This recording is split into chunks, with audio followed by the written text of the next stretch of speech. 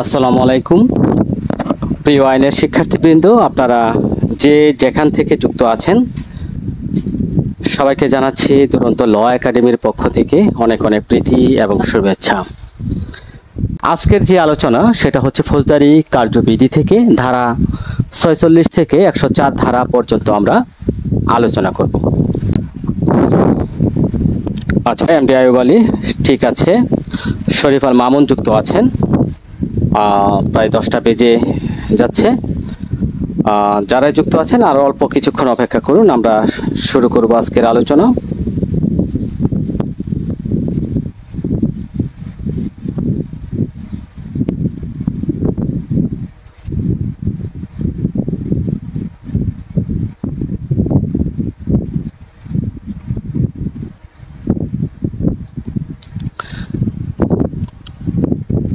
এভাবে নেট সমস্যা করলে কেমনে? নেট ঠিক আছে? আচ্ছা, একটু কমেন্ট করবেন যে নেট ঠিক আছে কিনা, ডাটা ঠিক আছে।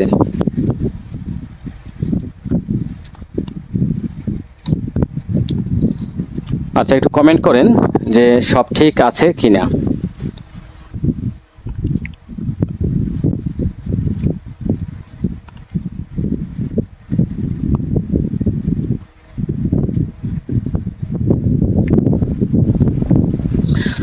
হ্যাঁ, আমরা শুরু করতে পারি। প্রিয় আইনের শিক্ষার্থী, প্রথমেই আমরা একটা প্রশ্ন দিয়ে শুরু করব আজকের ক্লাস। আপনারা যে যেখান থেকে যুক্ত আছেন সবাইকে জানাচ্ছি অসংখ্য ধন্যবাদ।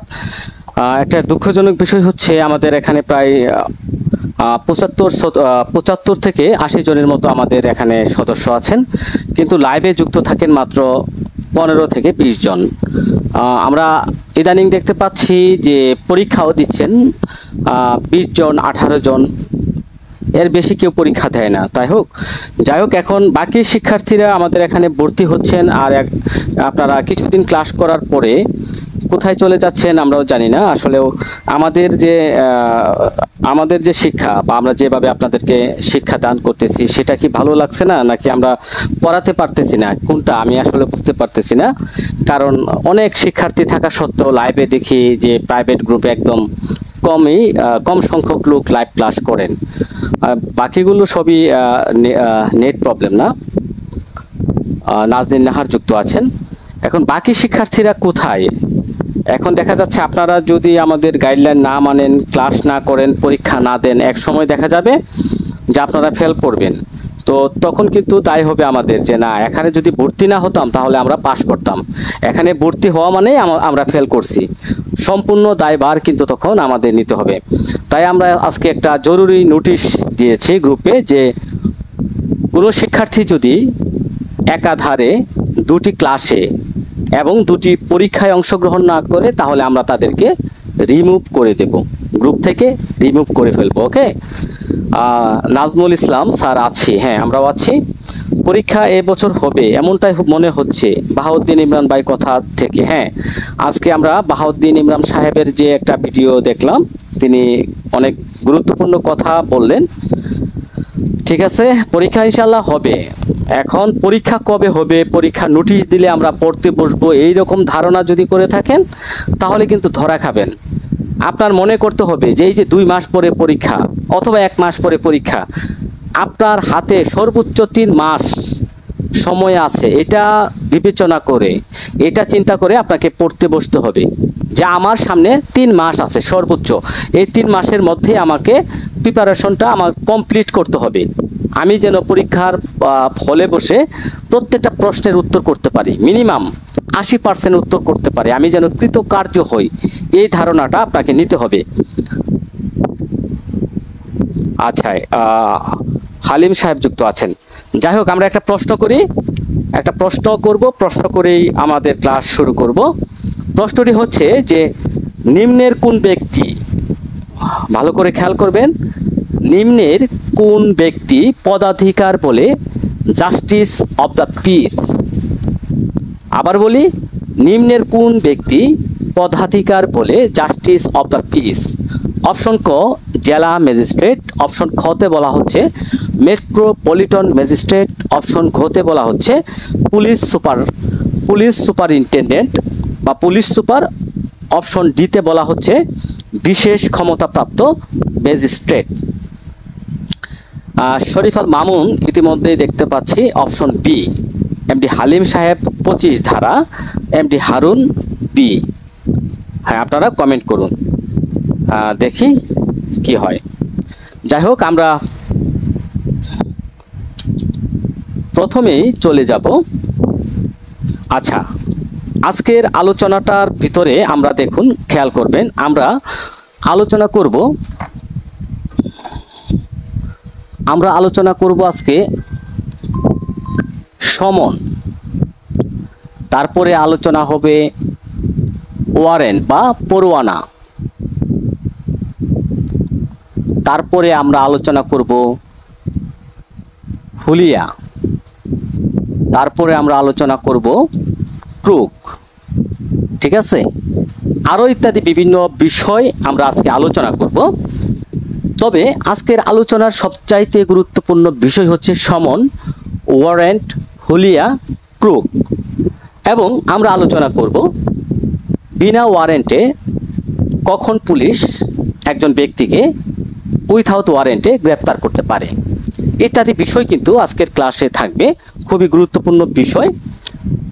জুয়েল, ওই যে এটা দাও। আচ্ছা, যাই হোক, আমরা অনেক বিষয় আমরা আলোচনা করব আজকে। যাই হোক, আমরা প্রথমেই যে আলোচনাটি করব, কারণ আপনি মামলার ধাপগুলো না জানলে আজকের ক্লাসটা আপনার মাথার উপর দিয়ে যাবে। আমরা প্রথমেই 2-3 মিনিট মামলার ধাপ সম্পর্কে একটু ধারণা নিয়ে ফেলি। হ্যাঁ, এই পাশে আমি মামলার ধাপগুলো প্রথমেই লিখে ফেলি। ধরেন একটা মামলা দায়ের, এটা আলোচনা করেছি আমি সংক্ষেপে। হ্যাঁ, সংক্ষেপে আমি অপশন দিব না। তারপরে কি হচ্ছে, মামলা দায়ের করার পরে কগনিজেন্স হলে ধরেন সমন, তারপরে যদি সমন পাওয়ার পরে আসামি না আসে, তারপরে হচ্ছে পরোয়ানা বা ওয়ারেন্ট, তারপরে হচ্ছে হুলিয়া, তারপরে হচ্ছে ক্রুক। ঠিক আছে, তারপরে হচ্ছে পি এন্ড এ, তারপরে মামলা চার্জ, সাক্ষী, সাফাই সাক্ষী। দেখা যাচ্ছে? দেখো তো, স্ক্রিনে দেখা যাচ্ছে। তারপরে হচ্ছে 342 ধারা, যুক্তিতর্ক, রায়, আপিল, রিভিশন। ওকে, তো এটা হচ্ছে একটা মামলার ধাপ। মামলার ধাপগুলো সম্পর্কে যদি কেউ জানতে চান, তাহলে আমার অ্যাডভোকেট এমডি আশরাফুল আলমের যে ফেসবুক আইডি, সেখানে আমার একটা ফ্রি ক্লাস আছে যে ফৌজদারি মামলার বিভিন্ন ধাপ, সেটা আপনারা দেখতে পারেন। বিস্তারিত সেখানে বলা আছে। যারা যারা ক্লাসটি দেখেননি তারা পুনরায় ক্লাসটা দেখে নেবেন। এখন আজকে এটা কেন লিখলাম বা এটা কেন আলোচনা হবে? আজকে আলোচনা যদি এটা না হয়, মামলার ধাপ যদি আপনি না জানেন, মামলার শুরু থেকে চূড়ান্ত নিষ্পত্তি পর্যন্ত এই আইডিয়াটা যদি আপনার ভিতরে না থাকে, তাহলে আজকের আলোচনাটা আপনি তেমন বুঝতে পারবেন না। ওকে, তো আমরা একটা মামলা দায়ের করার পরে স্বাভাবিকভাবে কগনিজেবল অফেন্স যদি হয়, তাহলে থানাতে পাঠাতে পারে, অথবা ম্যাজিস্ট্রেট ইচ্ছা করলে নিজেও তিনি সমন দিতে পারেন, ওয়ারেন্ট দিতে পারেন, অথবা এফআইআর করতে পারেন। যাই করুক, যদি আসামি সমন পাওয়ার পরে না আসে, তারপরে তার বিরুদ্ধে ওয়ারেন্ট ইস্যু হবে, পরোয়ানা ইস্যু হবে। তারপরে পরোয়ানা ইস্যু হওয়ার পরেও যদি আসামিকে খুঁজে পাওয়া না যায়, তারপরে তার বিরুদ্ধে হুলিয়া হবে। এই হুলিয়ার পরেও যদি তাকে না পাওয়া যায়, তাহলে তার স্থাবর অস্থাবর সম্পত্তি ক্রুক হবে। তারপরেও যদি না পাওয়া যায়, তখন আসামির অনুপস্থিতিতে বিচার, এটা হবে P&A। হ্যাঁ, তারপরেও যদি তাকে না পাওয়া যায়, মামলাটা 2টা জাতীয় দৈনিক পত্রিকায় বিজ্ঞাপন প্রদানের মাধ্যমে মামলাটা রেডি ফর ট্রায়াল, বিচারের জন্য বদলি করা হবে। তখন মামলাটা চার্জের জন্য প্রস্তুত হবে।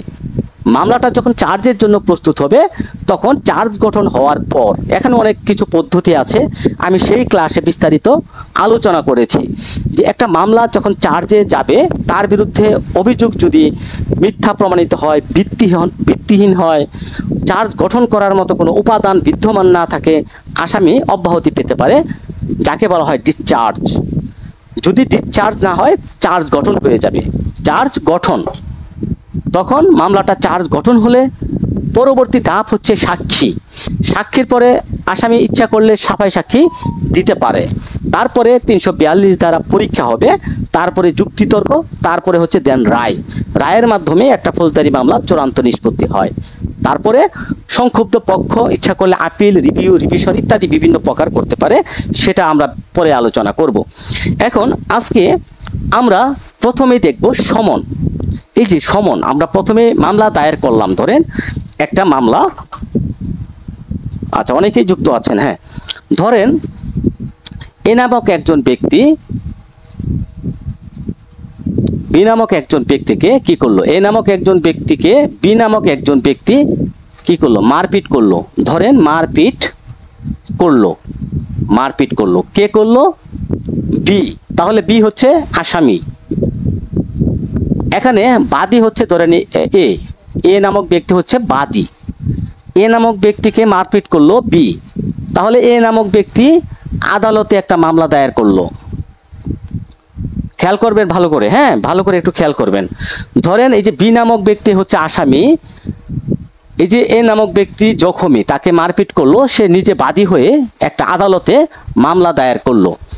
মামলাটা রেডি হলো, ধরেন একটা মামলা, এই মামলা, এটা হচ্ছে একটা মামলা আইনজীবীর মাধ্যমে প্রস্তুত করে এখতিয়ারবান যে আদালত ওই মামলাটা গ্রহণ করতে এখতিয়ারবান, সেই জুরিসডিকশনের ভিতরে আপনি মামলাটা দায়ের করলেন। মামলাটা দায়ের করার পরে যদি আদালত ইচ্ছা করেন আসামিকে সমন দিতে পারেন। যেহেতু আমরা সমনের বিষয়ে প্রথম আলোচনা করব, এর মধ্যে আরও অনেক পদ্ধতি আছে, আমরা সেদিকে আজকে যাব না। আমরা শুধুমাত্র যাব যে মামলাটা আইনজীবীর মাধ্যমে দায়ের করার পরে আসামির নামে ধরেন একটা সমন হলো। এখন এই সমন নিয়ে আমরা প্রথমেই আলোচনা করব। ওকে, এখন সমন সম্পর্কে বলা আছে 68 থেকে 74 ধারা পর্যন্ত সমন। খেয়াল করবেন, আমরা প্রথমে 68 ধারাতে কেন গেলাম, আমরা প্রথমে সমন আলোচনা করব, পরবর্তীতে আরো ধারা আছে আমরা আলোচনা করব। প্রথমে আমরা 68 ধারা থেকে শুরু করব। সমনের কথা বলা আছে 68 থেকে 74 ধারা পর্যন্ত। ঠিক আছে, এখন দেখেন সমনটা কি, আগে আমাদের জানতে হবে এই সমনটা কি। এই যে এ নামক ব্যক্তি বাদী, বি নামক ব্যক্তি বিবাদী বা আসামি যাকে বলা হয়। এখন এই যে আসামি, সে কিভাবে জানবে যে তার বিরুদ্ধে মামলা হয়েছে? এখন এই যে বি নামক ব্যক্তি, তাকে জানানো সমনের সঠিক মানে বাংলা ভাষায় যাকে বলে নোটিশ, বা এই নোটিশের মাধ্যমে তাকে অবগত করা। এই নোটিশের মাধ্যমে তাকে অবগত করা যে হ্যাঁ আপনার বিরুদ্ধে একটা অভিযোগ দায়ের করা হয়েছে, বাদী আপনার বিরুদ্ধে একটা নালিশ দায়ের করেছে, আপনি একটা তারিখ থাকবে। সমনটা কি, এই যে আমি আপনাদেরকে একটা সমনের কপি, আমাদের দুরন্ত ল একাডেমির সহকারী আরেকজন পরিচালক আছেন, উনি আমাকে একটা সমনের কপি রেডি করে দিয়েছেন। এটা হচ্ছে সমনের কপি। ঠিক আছে, দেখুন দেখা যাচ্ছে তো, কত দেখেন সমনের একটা কপি আমি পিডিএফ করে আপনাদেরকে সমনের কপিটা হোয়াটসঅ্যাপ গ্রুপে দিয়ে দেব। দেখেন প্রথমে বলা হচ্ছে আসামির প্রতি সমন, তারপরে বলা হচ্ছে 1898 সালের 5 নং আইনের 5 নং তফসিলের 1 নং ফরম ফৌজদারি কার্যবিধির 68 ধারা। এই যে একটা সমন, এই সমনের ভিতরে প্রাপক মানে যাকে সমনটা প্রদান করা হবে, এখানে লেখা থাকবে আসামির নাম, তার পিতার নাম, তার ঠিকানা। দেখুন আপনারা দেখতে পাচ্ছেন মনে হয়, দেখো তো ক্লিয়ার দেখা যাচ্ছে কিনা, হ্যাঁ এখন দেখা যাচ্ছে। দেখুন সমনের ভিতরে কিন্তু ফৌজদারি কার্যবিধির ধারাটা উল্লেখ আছে। প্রাপক মানে আসামির নাম থাকবে, ঠিকানা পিতার নাম ঠিকানা থাকবে, এবং যেহেতু আপনার বিরুদ্ধে কোন ধারা, যে ধারার অপরাধ, ওই অপরাধের ধারাটা এখানে লেখা থাকবে।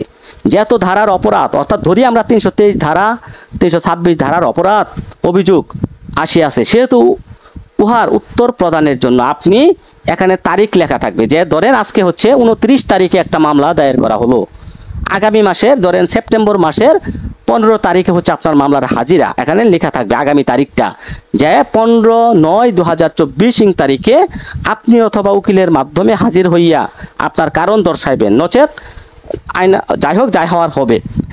এখন এই যে এটা হচ্ছে সমনের একটা কপি, এই যে সমনের কপিটার কথা বললাম, এটা হচ্ছে একটা সমনের কপি। এখানে আসামির নাম থাকবে, তারিখ থাকবে, ধারা উল্লেখিত থাকবে। এবং আরেকটা বিষয় খেয়াল করবেন, যে বিষয়টা আপনাদেরকে দেখাতে চাচ্ছি, দেখুন এখানে ম্যাজিস্ট্রেট কথাটা লেখা আছে। এই যে এই নিচে ম্যাজিস্ট্রেটের কথা যে লেখা আছে, এখানে ম্যাজিস্ট্রেটের স্বাক্ষর থাকবে, দেন সিল থাকবে, এবং আদালতের সিলমোহর একটা থাকবে, হ্যাঁ, গুল একটা সিল থাকে। এবং এই পাশে আরও কিছু লেখা আছে, যিনি সমনটা গ্রহণ করবেন তার কিন্তু এই অপর পৃষ্ঠাতে একটা স্বাক্ষর থাকবে, ঠিক আছে। যাই হোক, জি দেখতে পাচ্ছি দিবারুমানা জেবিন। হ্যাঁ, আমরা আরেকটা ওয়ারেন্টের ফর্মও আনছি, যখন ওয়ারেন্ট আলোচনা করব ওয়ারেন্টের ফর্ম দেখাবো। আমরা সমনটা দেখাইলাম, আপনারা আমি এই সমনের একটা পিডিএফ ফাইল করে আপনাদেরকে দিয়ে দেব, ওকে। তাহলে সমন সম্পর্কে যে বিষয়টা, সমন হচ্ছে একটা নোটিশ, যে নোটিশের মাধ্যমে আসামিকে অবগত করা হয় যে আপনার বিরুদ্ধে একটা মামলা করা হয়েছে, এত তারিখে আপনি নিজে অথবা উকিলের মাধ্যমে হাজির হয়ে আপনার জবাব প্রদান করবেন। হাজির হওয়ার জন্য তাকে একটা নোটিশ দেওয়া, এটাই হচ্ছে সমন। এখন আমরা আলোচনা করব 68 ধারাতে কি বলা আছে।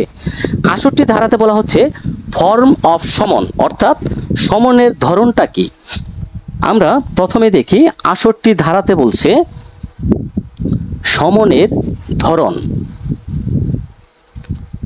সমনের ধরনটা কি, এখানে বলা হচ্ছে সমন আদালত কর্তৃক, এই যে আমি যে সমনটা দেখাইলাম, যে আদালত কর্তৃক প্রদত্ত প্রত্যেকটি সমন লিখিতভাবে 2 কপি আদালতে জমা দিতে হবে। যেমন ধরেন একটা মামলায় একজন আসামি হলে সমন দিতে হবে 2টা। তাহলে ধরেন 3 জন আসামি, তাহলে কয়টা সমন দিতে হবে? একটু কমেন্ট করেন, আপনারা একটু কমেন্ট করেন।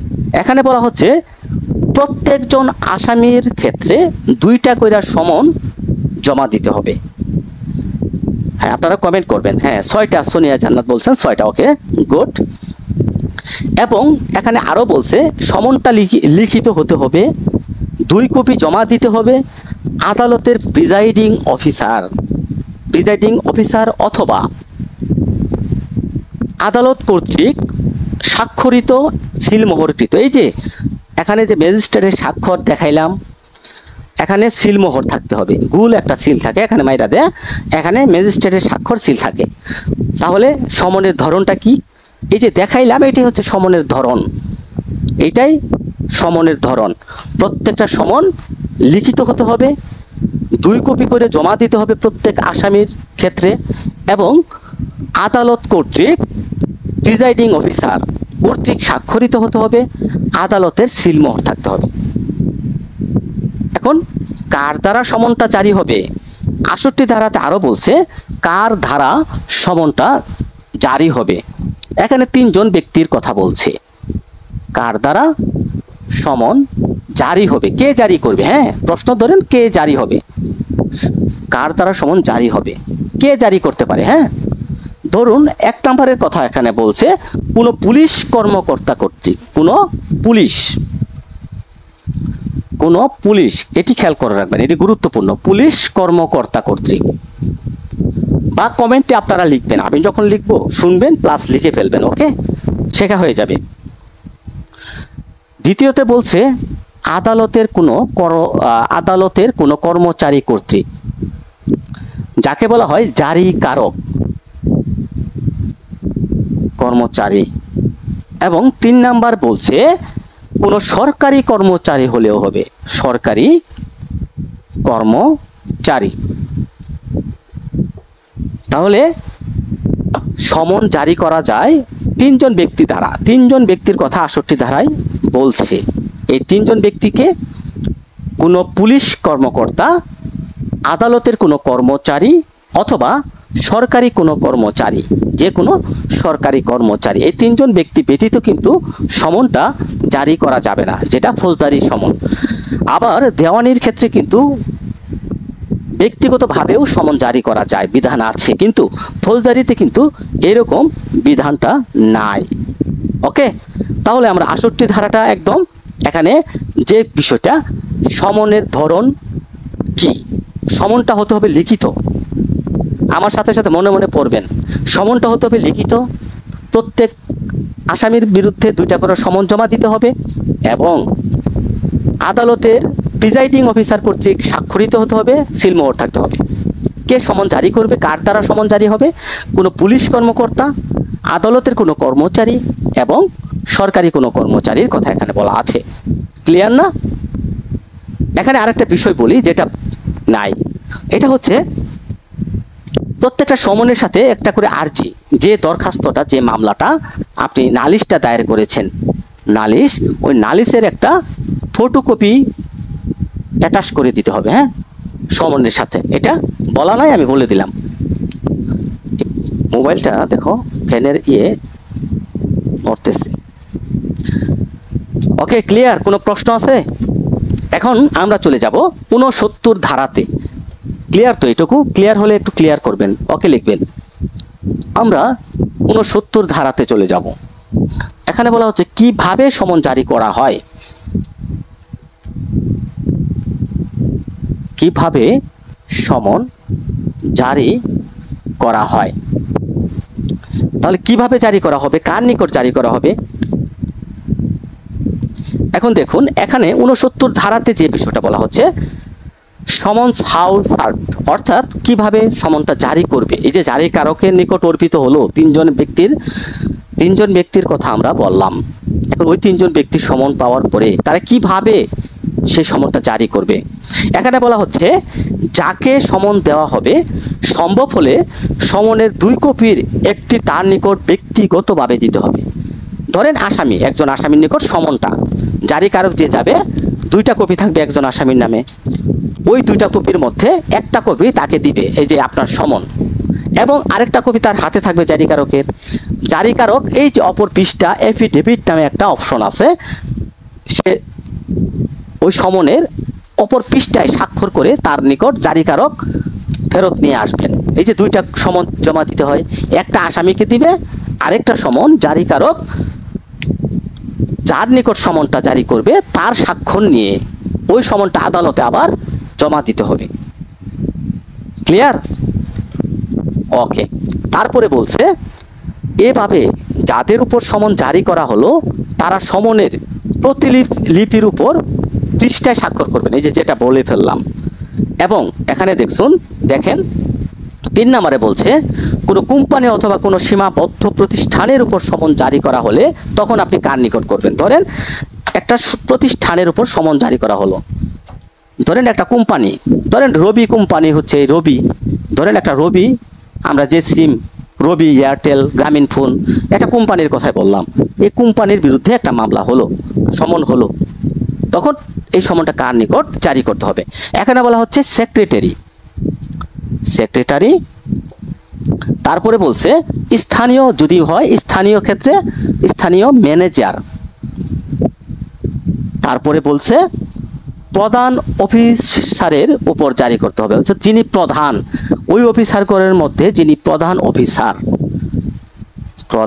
অফিসার। সো এই 3 জন, যদি কোনো কোম্পানি হয়, হ্যাঁ, যদি কোনো কোম্পানি হয়, খেয়াল করবেন, কোম্পানি যদি হয় তাহলে এই 3 জনের ভিতরে যে কোনো একজনের নিকট সমন জারি করতে হবে। ওকে, ক্লিয়ার হলে ক্লিয়ার লিখুন, কোনো প্রশ্ন থাকলে লিখবেন। বুঝতে পেরেছেন? শরীফ আল মামুন, ওকে। সাউন্ড হচ্ছে কিসের সাউন্ড হচ্ছে,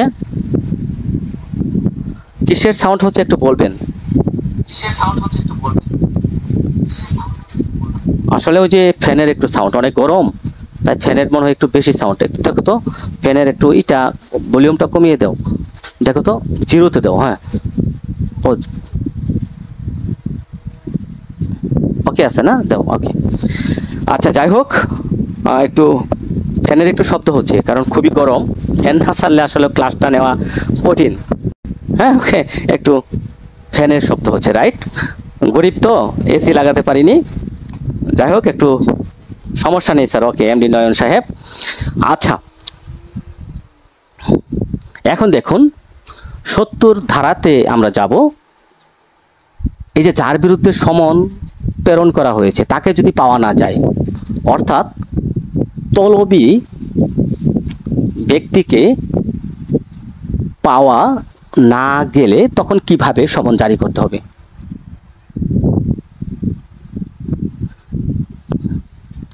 সমন জারি করতে হবে। ধরুন যার বিরুদ্ধে, যে ধরুন করিমের নামে সমন জারি হলো, এই যে করিম, এই করিম একজন আসামি, তার বিরুদ্ধে সমন জারি হলো, করিমকে পাওয়া গেল না। তখনকার পদ্ধতি সম্পর্কে 70 ধারাতে বলা হয়েছে। কোথায়? কমেন্ট করবেন ইনশাল্লাহ স্যার একদিন এসি লাগবে। আচ্ছা সোনিয়া জান্নাত, দোয়া করবেন, বেশি এসি দরকার নাই, ফ্যানই চলবে ইনশাল্লাহ। দোয়া করবেন যেন মানুষের সেবা করতে পারি। আচ্ছা এখন এখানে যে বিষয়টা এখানে বলছে, service when person summoned not be found, অর্থাৎ যে ব্যক্তিকে সমন প্রদান করা হয়েছে তাকে যদি পাওয়া না যায় তখন কি পদ্ধতি অবলম্বন করতে হবে? ওকে, এখানে বলা হচ্ছে পরিবারের, এই যে করিম সাহেবের যে একটা পরিবার আছে না, এই করিম সাহেব ধরেন নাই, তাহলে তার পরিবারের প্রাপ্ত বয়স্ক, খেয়াল করে রাখবেন খুবই গুরুত্বপূর্ণ, আন্ডারলাইন করে রাখেন বই থাকলে, প্রাপ্ত বয়স্ক পুরুষ সদস্য, প্রাপ্ত বয়স্ক পুরুষ সদস্যের উপর, এই যে করিম সাহেবের উপর সমন জারি করলাম, করিম সাহেব নাই, তার পরিবারের যে কোনো প্রাপ্ত বয়স্ক পুরুষ সদস্যের উপর তখন সমন জারি করা যাবে। পরিবারের সাবালক ব্যক্তি, গুড। যদি এটা দেওয়ানি হতো তখন কি হতো?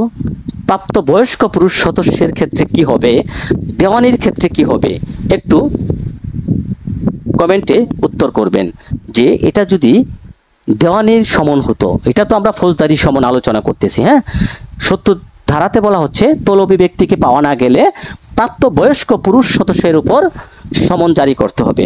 এখন আমার প্রশ্ন হচ্ছে, যদি দেওয়ানি মোকদ্দমা হয়, দেওয়ানি মোকদ্দমার ক্ষেত্রে কি বলা আছে কমেন্টে উত্তর দিন। দেখতে পাচ্ছি আমি নয়ন, যে কোনো সাবালক ব্যক্তি, তাহলে মহিলা হলেও দেওয়ানির ক্ষেত্রে চলে, ফৌজদারির ক্ষেত্রে মহিলা চলে না। এখানে কি লিঙ্গ বৈষম্য করা হয়েছে, তাই না?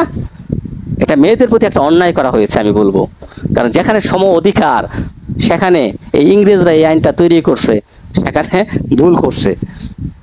তাই না? কি বলো স্যারেরা? আমাদের এখানে 2 স্যার আরও উপস্থিত আছেন। যাই হোক, দেওয়ানির ক্ষেত্রে সাবালক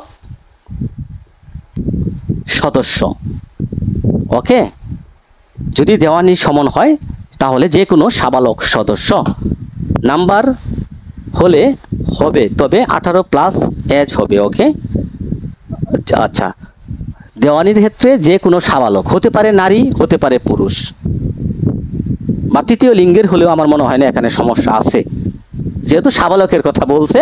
তৃতীয় শ্রেণী, তৃতীয় লিঙ্গে নাকি তৃতীয় লিঙ্গ কোনো ব্যাপার না দেওয়ানির ক্ষেত্রে, কিন্তু ফৌজদারির ক্ষেত্রে শুধুমাত্র পুরুষ লিঙ্গই এখানে হবে। ওকে, যাই হোক, মাফ করবেন, মাঝে মাঝে একটু মজাও করতে হয়। হ্যাঁ, শফিক নজরুল স্যারের মতো তো আমরা গান গাইতে পারি না এই কর্কশ কণ্ঠ নিয়ে, তাই মাঝে মাঝে একটু আপনাদের সাথে মজা করি। হ্যাঁ, মাইন্ড করেন না। কালকে আমাদের দুরন্ত ল একাডেমির অনেক শিক্ষার্থীকে দেখতে পেলাম, শফিক নজরুল স্যারের গান শুনছেন।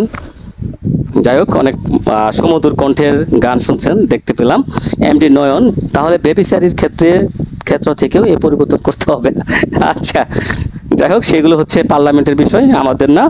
আমরা আইন শেখার জন্য আসছি, আমরা আইন শিখি। হ্যাঁ, পার্লামেন্ট আইন তৈরি করবে, আমরা শিখবো, এটাই আমাদের লক্ষ্য। যাই হোক, আচ্ছা, লটকাইয়া জারি, সমন লটকাইয়া জারি দেওয়ানি কার্যবিধির কোথায় বলা আছে? যে দেওয়ানি কার্যবিধির ক্লাস করাইছি, যাদের মনে আছে তারা একটু কমেন্ট করবেন। রাজীব বিশ্বাস রাজু সাহেব বলছেন শফিক নজরুল স্যারের কণ্ঠ সেই। হ্যাঁ, আমিও শুনি ওনার গান খুবই ভালো। 5 ডিশ এমডি নয়ন 5 ডিশ। ওকে স্যার, মাঝে মাঝে গান করেন? না, আমি দিবা রুমানা, আমি আগে একটু মডেলিং করতাম। আমার ফেসবুকের যারা ফলোয়ার আছেন তারা হয়তো বা আমার আগের মিউজিক ভিডিও আছে 2-1টা দেখতে পেরেছেন। এখন বাদ দিছি, অ্যাডভোকেট হওয়ার পরে সব বাদ। ঠিক আছে। এমডি হালিম সাহেব 5-20। হ্যাঁ, তাহলে এখানে লটকাইয়া জারির কথা বলা হচ্ছে ফৌজদারি কার্যবিধির 71 ধারাতে। 71 ধারা খেয়াল করবেন, ফৌজদারিতে হচ্ছে 5 আদেশের 20 বিধিতে, 5 আদেশের 20 বিধিতে হচ্ছে দেওয়ানি, আর ফৌজদারির ক্ষেত্রে হচ্ছে লটকাইয়া জারি। শুধু এইটুকুই মনে রাখেন, লটকাইয়া জারি, বেশি লটকাইয়া জারি, সমন লটকাইয়া জারি 71, 5-20, দেওয়ানি 5-20, ফৌজদারি 71। আর কিছু এখানে শেখার দরকার নাই। লটকাইয়া জারিটা কিভাবে করতে হবে? এখানে বলা হচ্ছে উপরোক্ত কোনো পন্থায় যদি, মানে উপরোক্ত পন্থা মানে কি? এই যে 68 মানে 69-70, এটা হচ্ছে উপরোক্ত পন্থা। 69-70-এ যদি সমনটা জারি স্বাভাবিকভাবে না হয়, তখন 71-এ বলা হচ্ছে লটকাইয়া দিতে হবে। কিভাবে লটকাইয়া দিতে হবে?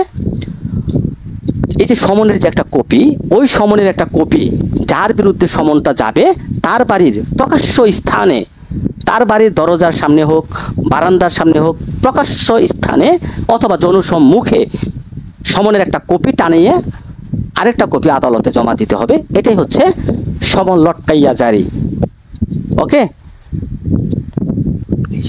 হ্যাঁ, লটকাইয়া 71, লটকাইয়া 71। যাই হোক, আমরা এখন আরেকটা জিনিস দেখব, প্রজাতন্ত্রের কর্মচারীর উপর সমন 72। হ্যাঁ, প্রজাতন্ত্রের কর্মচারী বলতে সরকারি কর্মচারীকেই এখানে বলা হচ্ছে 72। এটা তেমন গুরুত্বপূর্ণ না, শুধু মনে রাখার জন্য রাখবেন, কারণ ফৌজদারি কার্যবিধির 565টা ধারা মনে রাখা আপনার সম্ভব না। যদি পারেন মনে রাখেন, প্রজাতন্ত্রের কর্মচারীর উপর সমন জমা দিতে হবে, সমন জারি করতে হবে 72 ধারায়। তবে গুরুত্বপূর্ণ হচ্ছে 73 ধারাটা আমরা পড়ব। 73 ধারা বলা হচ্ছে স্থানীয় সীমানার বাহিরে, সীমানার বাহিরে সমন জারি, সমন জারি স্থানীয় সীমানার বাহিরে যদি হয় 73 ধারাটা ফলো করতে হবে। এখানে কি বলা হচ্ছে যে আদালত যে ব্যক্তিকে হাজির হওয়ার জন্য সমন প্রদান করছেন তার যদি ঠিকানা হয় স্থানীয়, ধরেন আপনি গাজীপুর থেকে একটা মামলা করছেন, গাজীপুরের বিবাদীর বাড়ি হচ্ছে কোথায়, ধরেন মুন্সিগঞ্জ, তখন আপনি সমনটা কিভাবে জারি করবেন? এখানে বলা হচ্ছে এই যে গাজীপুর থেকে মুন্সিগঞ্জের চিফ জুডিশিয়াল ম্যাজিস্ট্রেট আদালত বরাবরে বা তাদের যে নেজারত শাখা আছে, নেজারত আমরা স্বাভাবিকভাবে জানি, নেজারত শাখাতে সমনটা পাঠাতে হবে। কোথায়? মুন্সিগঞ্জ আদালতে, চিফ জুডিশিয়াল মুন্সিগঞ্জ বরাবরে গাজীপুর থেকে সমনটা প্রেরণ করতে হবে, এবং ওই মুন্সিগঞ্জের আদালত নেজারত শাখা থেকে ওই সমনটা কি করবে? জারি করবে। ক্লিয়ার? অর্থাৎ এক জেলা থেকে আরেক জেলায় যখন সমন পাঠাবে, 73 ধারাতে বলছে এক জেলা থেকে আরেক জেলায় যখন সমন পাঠাবে, তখন ওই জেলার চিফ জুডিশিয়াল ম্যাজিস্ট্রেট আদালত বরাবরে নেজারত শাখাতে সমনটা প্রেরণ করতে হবে। ক্লিয়ার? যাই হোক, আমরা সমনের ব্যাপারে জানলাম।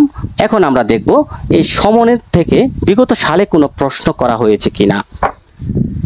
আমরা দেখি সমন সম্পর্কে বিগত সালে একটা প্রশ্নও করা হয় নাই, আমরা জানার স্বার্থে জানলাম। আশা করা যায় এখন সমন থেকে প্রশ্ন হবে। ঠিক আছে? জুডিশিয়ারি বার কাউন্সিল কোথাও কিন্তু এই সমন থেকে প্রশ্ন করা হয় নাই। তবে তাই কি আপনারা পড়বেন না? পড়ে রাখেন, প্রশ্ন হয়ে যেতে পারে। এখন আপনাদের বিরুদ্ধে প্রশ্ন হচ্ছে,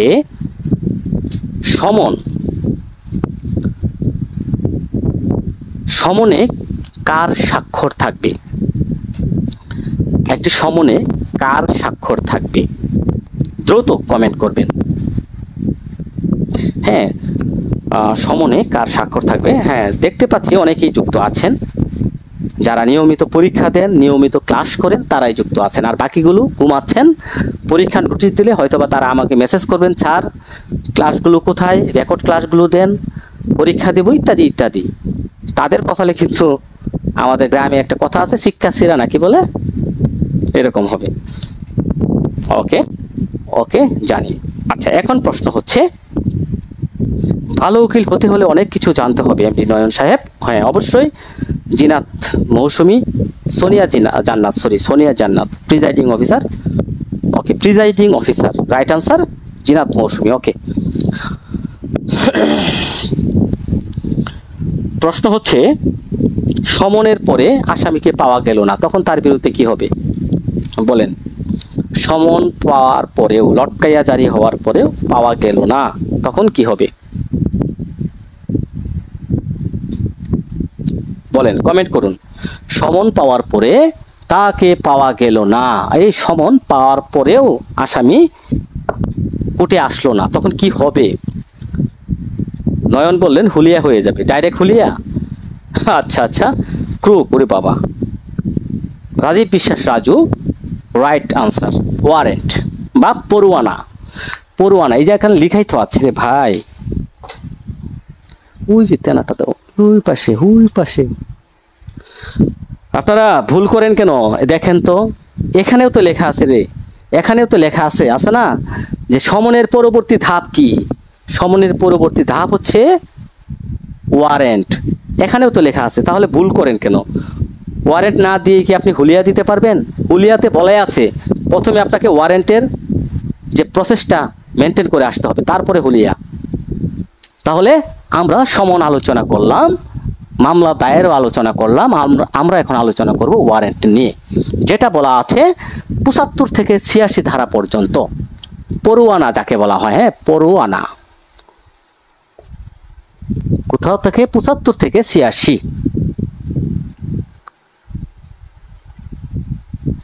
৭৫ থেকে ৮৬ ধারা পর্যন্ত আমরা গ্রেপ্তারি ওয়ারেন্ট বা পরোয়ানা সম্পর্কে জানব।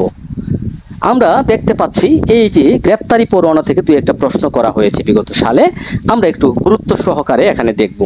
এখন গ্রেপ্তারি ওয়ারেন্ট বা পরোয়ানাটার ধরন কিভাবে হবে? Form of warrant of arrest, যে এই যে ওয়ারেন্টের যে পরোয়ানার ধরনটা আমরা আপনাদেরকে দেখাই। এই যে সমন পাওয়ার পরে আসামি আসলো না, তখন ওয়ারেন্ট হলো। এই যে ওয়ারেন্টটা, এটা হচ্ছে ওয়ারেন্ট। দেখুন, গ্রেফতারি ওয়ারেন্ট লেখা আছে, গ্রেফতারি ওয়ারেন্ট নিচে লেখা আছে দেখুন, ফৌজদারি কার্যবিধির ৭৫ ধারা। তারপরে লেখা আছে, যে ব্যক্তি বা যে সকল ব্যক্তিকে এই ওয়ারেন্ট তামিল করিতে হইবে তাহার বা তাহাদিগের নাম। আবার বলি, দেখেন গুরুত্বপূর্ণ, আমি যে দেখাচ্ছি খুবই গুরুত্বপূর্ণ, কোনো কোচিংয়ে কিন্তু আপনাকে এইভাবে দেখাবেন আমার মনে হয়। যে ব্যক্তি বা যে সকল ব্যক্তিকে এই ওয়ারেন্ট তামিল করিতে হইবে তাহার বা তাহাদিগের নাম ও পদ, মানে কে এই ওয়ারেন্টটা তামিল করবে, মানে আসামিকে কে অ্যারেস্ট করবে, কার বরাবরে এই ওয়ারেন্টটা যাবে। তাহলে এখানে লেখা থাকবে ভারপ্রাপ্ত অফিসার ইনচার্জ বা ভারপ্রাপ্ত, মানে বরাবর অফিসার ইনচার্জ বা ভারপ্রাপ্ত কর্মকর্তা থানা, কোন থানাতে যাবে, হ্যাঁ ওই থানার অফিসার ইনচার্জ বা ওসি যাকে বলা হয়, তার ঠিকানাটা থাকবে, কোন থানা, ধরেন জেলা গাজীপুর হলে গাজীপুর থানা হলে, বা যে যে থানাতে হোক তার থানার ঠিকানা হবে। প্রতি, দেখুন লেখা আছে প্রতি, এই প্রতিতে থাকবে আসামির নাম ঠিকানা, কোন আসামির নামে ওয়ারেন্টটা হয়েছে। তারপরে লেখা থাকবে পূর্ণ ঠিকানার পর অপরাধের বিবরণ, কি অপরাধে তাকে অ্যারেস্ট করা হবে সেই ধারাটা লেখা থাকবে। হ্যাঁ, তারপরে অপর পৃষ্ঠাতে লিখুন ম্যাজিস্ট্রেটের লেখা আছে কত তারিখে ওয়ারেন্ট হয়েছে, ওয়ারেন্টটা প্রেরণের তারিখ, ম্যাজিস্ট্রেটের তারিখ ইত্যাদি সিল সাপোর্ট থাকবে। ওকে, যাই হোক, এই দুইটা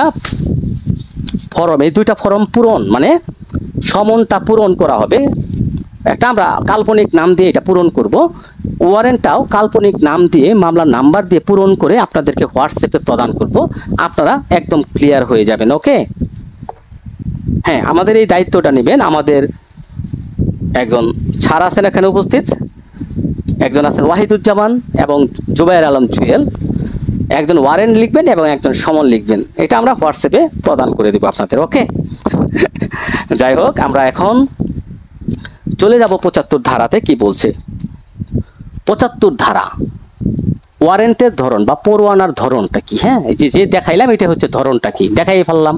পরোয়ানার ধরন কি বলছে আমরা একটু আইনটা দেখি। হ্যাঁ, এখানে বলা হচ্ছে প্রত্যেকটি গ্রেপ্তারি পরোয়ানা লিখিত হবে। হ্যাঁ, লিখিত হবে, সমনের মতো লিখিত হবে, প্রিজাইডিং অফিসার কর্তৃক স্বাক্ষরিত এবং আদালতের সিলমোহর থাকবে।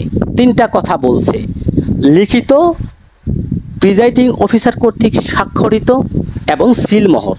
তাহলে এই তিনটা কথা লিখে ফেলুন। 1 নাম্বার লিখিত, খুবই গুরুত্বপূর্ণ, কিন্তু এটা হতে পারে প্রশ্ন। লিখিত, প্রিজাইডিং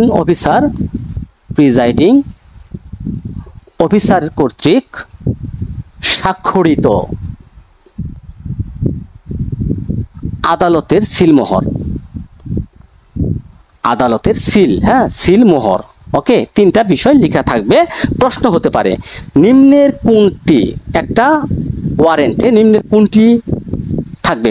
মানে ধরেন ওয়ারেন্ট বা পরোয়ানার ধরন নিম্নের কোনটি, পরোয়ানার ধরন নিম্নের কোনটি থাকতে পারে? তিনটার মধ্যে তিনটা থাকতে পারে, বা একটা থাকতে পারে, বা অন্য কোনো বিষয় থাকতে পারে, হ্যাঁ, ইত্যাদি থাকতে পারে। তাই আপনাদের জেনে নিতে হবে লিখিত, প্রিজাইডিং অফিসার কর্তৃক স্বাক্ষরিত, আদালত কর্তৃক সিলমোহরাঙ্করিত, এই তিনটা বিষয় থাকবে সমনের ধরনে। হ্যাঁ, ওকে, আমরা এখন যাব সবচাইতে গুরুত্বপূর্ণ যে ধারাটা। পরোয়ানাটা কার প্রতি নির্দেশিত হবে? 77 ধারা। 77 ধারা যার প্রতি নির্দেশিত হবে। কার প্রতি? এখানে কার প্রতি হবে? আসামি। খেয়াল করবেন, এই আসামি যেখানে অবস্থান করে, যে এলাকাতে, হতে পারে গ্রাম, থানা, পূর্ণ ঠিকানা, অর্থাৎ এই যে গ্রামটা, আসামি যে ঠিকানায় অবস্থান করে ওই ঠিকানার যে থানা, মানে আসামির যে বসবাসের যে স্থান কোন থানার এরিয়ার ভিতরে থাকে, ওই থানা বরাবরই কিন্তু নির্দেশিত হবে। কার বরাবরে? Officer in charge. ঠিক আছে, এখানে দেখুন বলছে সাধারণত গ্রেপ্তারি পরোয়ানা এক বা একাধিক পুলিশ এর প্রতি নির্দেশিত হতে পারে। এক বা একাধিক বলতে কি বোঝায়? সাধারণত আমরা কোর্টে দেখি অফিসার ইন চার্জ বরাবর এই যে এইভাবে লেখা থাকে, বরাবর ওসি কোন থানাতে, ওই থানার নাম এইভাবে লিখে থাকে। এখন ওই ওসি সাহেব কি করবেন? একাধিক পুলিশ অফিসারকে দায়িত্ব দিতে পারেন যে এই আসামিটাকে গ্রেপ্তার করুন। তাই এখানে বলছে এক বা একাধিক পুলিশ অফিসারের নিকট এই পরোয়ানাটা নির্দেশিত হতে পারে। হ্যাঁ, এখান থেকে আর বেশি জানবেন না, বেশি জানলে ভুলে যাবেন। এখন আমরা জানবো গুরুত্বপূর্ণ বিষয়। হ্যাঁ, জমির মালিক ইত্যাদি ব্যক্তির নিকট পরোয়ানা প্রেরণ করা যেতে পারে, এগুলো প্রশ্ন হবে না। 78 ধারা দেখবেন, হবে না প্রশ্ন। এখন আমরা সবচেয়ে 80 ধারাটা দেখব। 80 ধারাটা এখানে গুরুত্বপূর্ণ, খুবই গুরুত্বপূর্ণ। পরোয়ানার সারমর্ম জ্ঞাপন। পরোয়ানার সারমর্ম জ্ঞাপন, এর অর্থটা কি?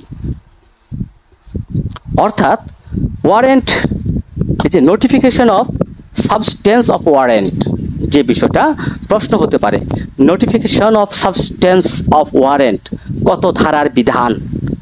আপনার উত্তর হবে 80 ধারার বিধান। 80 ধারাতে বলা হচ্ছে পরোয়ানার সারমর্ম জ্ঞাপন। ধরেন পুলিশ করিমকে ধরতে গেল, করিম, এখন এই করিম সাহেব সে পুলিশকে জিজ্ঞাসা করতে পারে যে আমাকে যে অ্যারেস্ট করতে আসছেন, আমার বিরুদ্ধে কি অপরাধ, আমার বিরুদ্ধে অপরাধটা কি, এই যে জানতে চাওয়া। তখন এই পুলিশকে কি করতে হবে? পরোয়ানার যে সারমর্ম আছে, সারমর্ম, এই সারমর্মটা করিমকে বুঝাইয়া দিতে হবে যে আপনার বিরুদ্ধে আপনার স্ত্রী যৌতুক নিরোধ আইনের 4 ধারার মামলা বা 3 ধারার মামলা দায়ের করছে, আপনার বিরুদ্ধে যৌতুক আইনের মামলা দায়ের করছে, সমন আসছে, আপনি সমন পাননি, আপনি হাজিরা দেননি আদালতে, আদালতের নিকট থেকে একটা ওয়ারেন্ট আসছে। এই যে একটা সারমর্ম জ্ঞাপন করা, এই সারমর্ম জ্ঞাপন করতে হবে, হ্যাঁ, বা ওয়ারেন্টটা আসামিকে দেখাতে হবে, এই যে আপনার বিরুদ্ধে ওয়ারেন্ট। এটাই হচ্ছে পরোয়ানার সারমর্ম জ্ঞাপন। খুবই গুরুত্বপূর্ণ, মনে রাখবেন, পরোয়ানার সারমর্ম জ্ঞাপন। অথবা এইভাবে প্রশ্ন হতে পারে ইংরেজি টার্ম ব্যবহার করে, notification of substance of warrant কত ধারার বিধান। আমরা 81 ধারাতে চলে যাব, খুবই খুবই খুবই গুরুত্বপূর্ণ যে ধারাটা 81। এখন ওয়ারেন্ট বলে ধরেন করিম সাহেবকে অ্যারেস্ট করলো পুলিশে। এখন কত সময়ের মধ্যে তাকে আদালতে হাজির করতে হবে, এই সময় সম্পর্কে বলা হচ্ছে 81 ধারাতে। কি বললাম, এই যে করিম রে এখন পুলিশে অ্যারেস্ট করলো, অ্যারেস্ট করার কত সময়ের মধ্যে আদালতে তাকে হাজির করতে হবে, এই সম্পর্কে বলা হয়েছে 81 ধারাতে। এখানে বলছে person arrest to be brought before court without delay. Delay মানে অপ্রয়োজনীয় বিলম্ব ছাড়া গ্রেপ্তারকৃত ব্যক্তিকে আদালতে হাজির করবে। মানে কি বলা হচ্ছে, প্রয়োজনীয় অপ্রয়োজনীয় বিলম্ব ছাড়া, অপ্রয়োজনীয়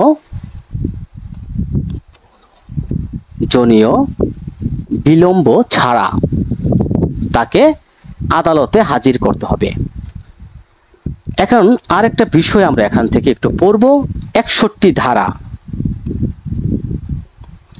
এই 61 ধারাতে কি বলছে বলেন তো দেখি, কে বলতে পারেন? যাতায়াতের সময় বাদে অবিলম্বে 61 ধারাতে কি বলছে একটু আমি দেখতে চাচ্ছি, কে বলতে পারেন?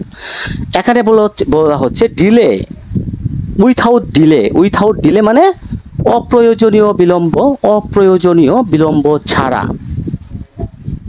অপ্রয়োজনীয়, এখানে কোনো টাইম লিমিট নাই। 81 ধারাতে কোনো টাইম লিমিট করা নাই, অপ্রয়োজনীয় বিলম্ব ছাড়া। কিন্তু 61 ধারাতে টাইম দেওয়া আছে 24 ঘন্টা। এটা কেন? উইথাউট ওয়ারেন্ট, এটা কিন্তু ওয়ারেন্টে, হ্যাঁ, ওয়ারেন্টে ধরলো, এটাতে কিন্তু ওয়ারেন্টে ধরা হয়েছে, তাই না? ধরেন এখানে কিন্তু পরোয়ানা মারফত ধরা হয়েছে, পরোয়ানা ম্যাজিস্ট্রেটের নিকট পরোয়ানা প্রাপ্ত হয়ে কিন্তু ওয়ারেন্ট মূলে এখানে আসামিকে গ্রেপ্তার করা হয়েছে। তাই এখানে বলা হচ্ছে অপ্রয়োজনীয় বিলম্ব ছাড়াই তাকে আদালতে সোপর্দ করতে হবে। কিন্তু 61 ধারাতে একটু শিখে যান, এখানে একটা কথাই বলা হচ্ছে উইথাউট ওয়ারেন্ট।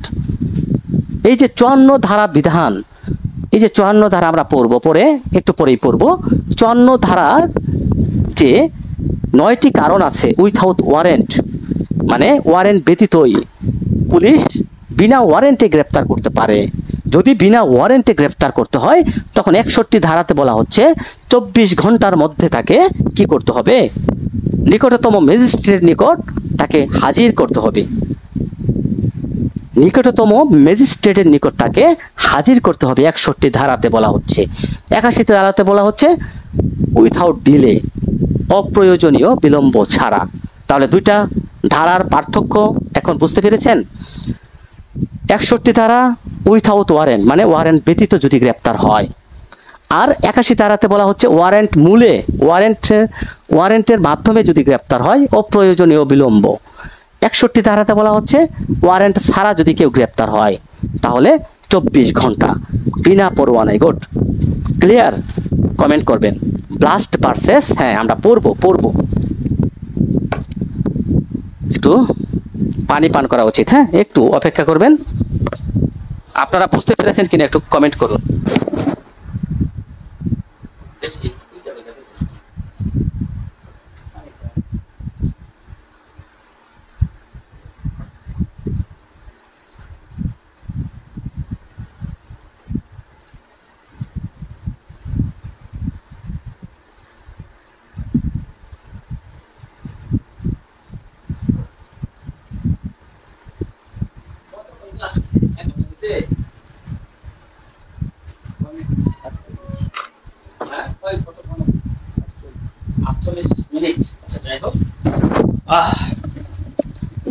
সরি, একটু পানি পান করলাম।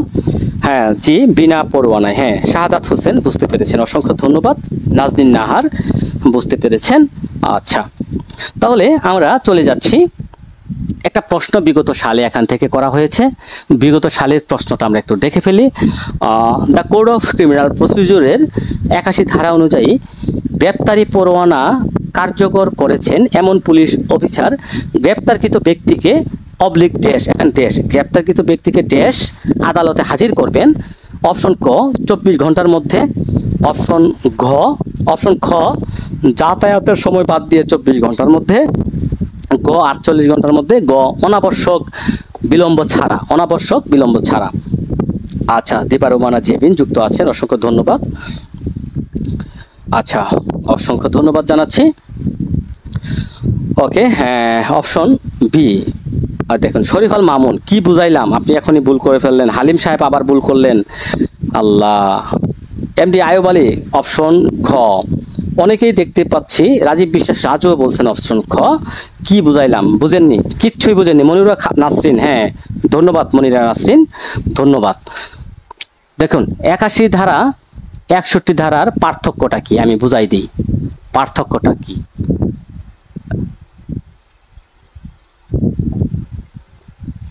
ওয়ারেন্ট মূলে, মানে ওয়ারেন্ট পায়া যদি কেউ গ্রেপ্তার হয় তখন অনাবশ্যক বিলম্ব ছাড়া, অনাবশ্যক বিলম্ব ছাড়া তাকে হাজির করতে হবে। 61 ধারায় বলা হচ্ছে বিনা ওয়ারেন্টে, বিনা ওয়ারেন্ট মানে উইথাউট ওয়ারেন্ট গ্রেপ্তার হলে, হ্যাঁ তখন 24 ঘন্টা। এইটুকু মনে রাখেন, আর কিচ্ছু মনে রাখা দরকার নাই। ক্লিয়ার? এইটুকু মনে রাখেন। তাহলে অনাবশ্যক বিলম্ব ছাড়া, যেহেতু 81 ধারার কথা বলছে পরোয়ানামূলে গ্রেপ্তার, তাহলে পরোয়ানামূলে গ্রেপ্তার মানে অনাবশ্যক বিলম্ব ছাড়া বা অপ্রয়োজনীয় বিলম্ব ছাড়া, উইথাউট ডিলে। আর 61 ধারাতে বলা হচ্ছে 24 ঘন্টার কথা। তাহলে ক্লিয়ার? যারা ভুল করছেন আবার দেখেন, ভালো করে কমেন্ট করবেন। যাই হোক, আমরা পরের প্রশ্নে চলে, পরের যে আলোচনা 82 ধারাতে বলা হচ্ছে যেখানে কার্যকর করা যাবে। 82 ধারাতে বলা হচ্ছে এই পরোয়ানাটা বা ওয়ারেন্ট কোথায় কার্যকর করা যাবে। ওয়ারেন্ট বলা হচ্ছে বাংলাদেশের যে কোনো জায়গায়, বাংলাদেশের যে কোনো জায়গায় কার্যকর করা যাবে। এক কথায় মনে রাখেন, বেশি কিছু জানার দরকার নাই। এখতিয়ারের বাইরে যদি কার্যকর করার জন্য পরোয়ানা পাঠানো হয়। এখন দেখান 82 ধারাতে বলা হচ্ছে বাংলাদেশের যে কোনো জায়গায় গ্রেপ্তারি পরোয়ানা কার্যকর করা যাবে। তবে 83 ধারাতে বলা হচ্ছে স্থানীয় সীমানার বাহিরে, মানে ধরেন এখতিয়ার সীমানার বাহিরে, এখতিয়ারের বাহিরে, বাহিরে যখন ওয়ারেন্ট যাবে তখন কার কিভাবে যাবে। ধরেন এখতিয়ারের বাইরে, ধরেন এই যে গাজীপুরের একটা ওয়ারেন্ট, গাজীপুরের একটা ওয়ারেন্ট যাবে কোথায়, মুন্সিগঞ্জে। মুন্সিগঞ্জে কোথায় যাবে, মুন্সিগঞ্জে। গাজীপুরের ওয়ারেন্টটা যাবে মুন্সিগঞ্জে। এখন প্রশ্ন হচ্ছে এই ওয়ারেন্টটা কোথায় যাবে, কিভাবে যাবে, কার মাধ্যমে, কার প্রতি এখানে ইস্যু হবে। এখানে বলা হচ্ছে স্থানীয় সীমানার বাহিরে যখন ওয়ারেন্ট প্রেরণ করা হবে তখন পাঠাতে হবে নির্বাহী ম্যাজিস্ট্রেটের কথা বলা হচ্ছে।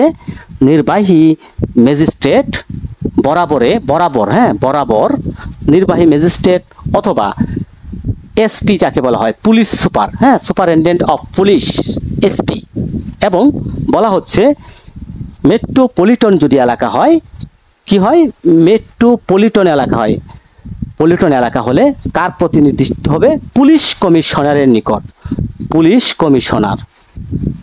খুবই গুরুত্বপূর্ণ প্রশ্ন হতে পারে যে এখতিয়ারের বাইরে যদি পরোয়ানা কার্যকর করা হয় কার প্রতি পরোয়ানা ইস্যু করা হবে। এই তিনটার কথা মনে রাখতে হবে, নির্বাহী ম্যাজিস্ট্রেট, পুলিশ সুপার এবং মেট্রোপলিটন এলাকা হলে পুলিশ কমিশনার। ক্লিয়ার?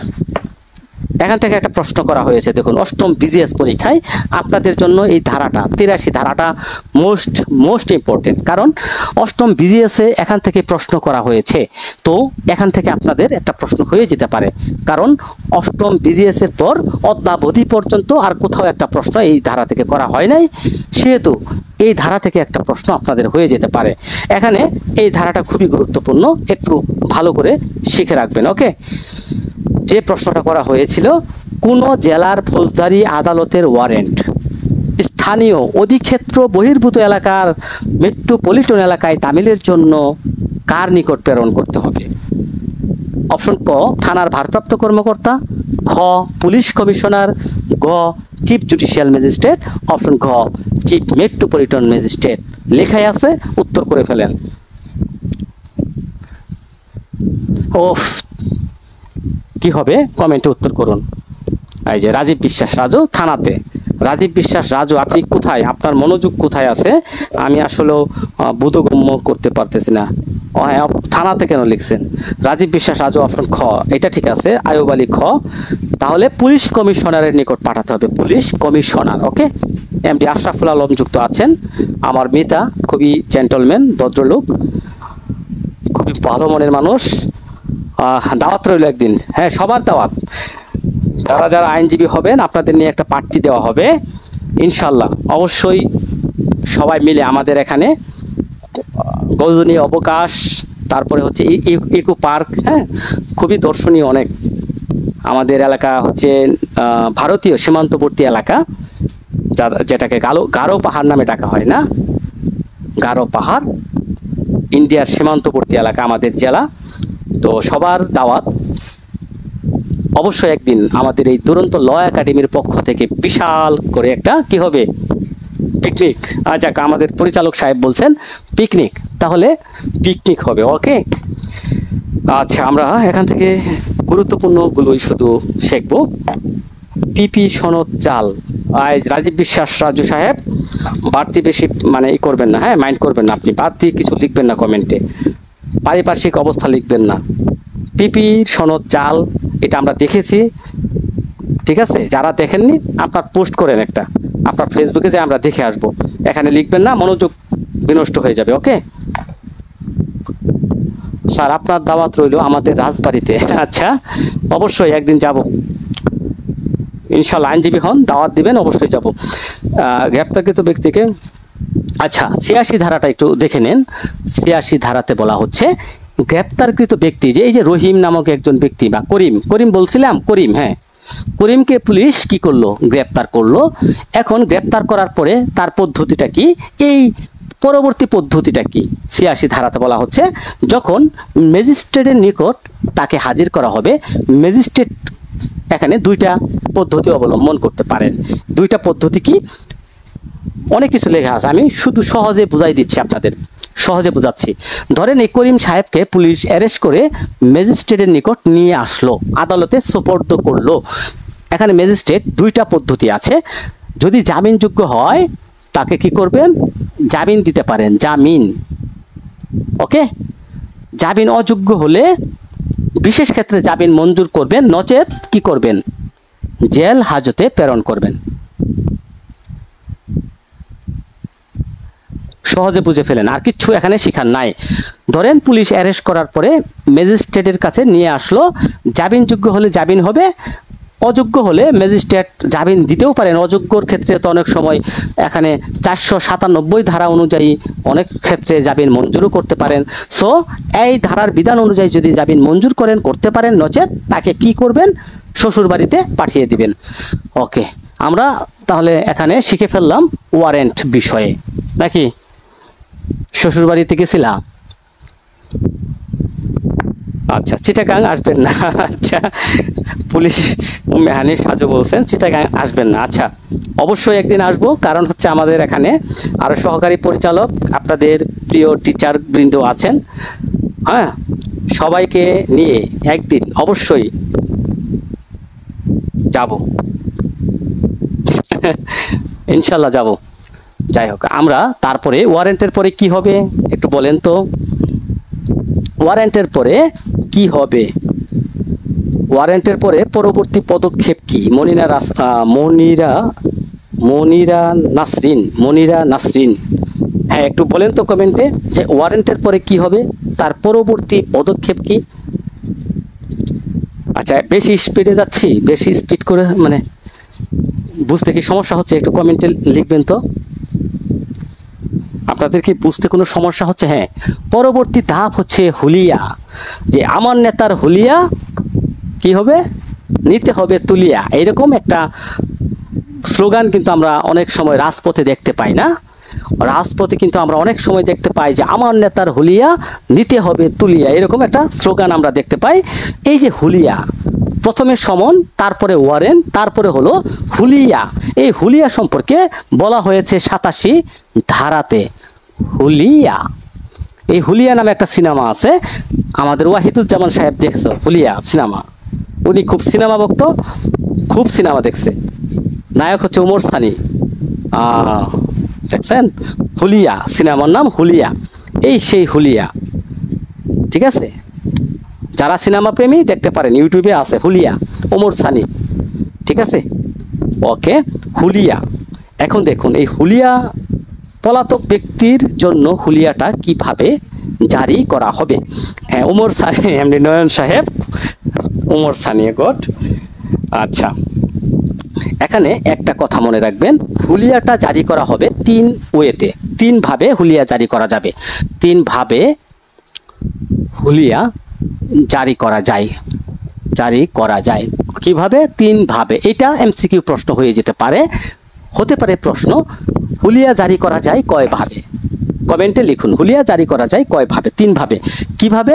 প্রকাশ্য স্থানে জনসম্মুখে পাঠ করে, প্রকাশ্য স্থানে জনসম্মুখে পাঠ করে। তারপরে হতে পারে, কি হতে পারে?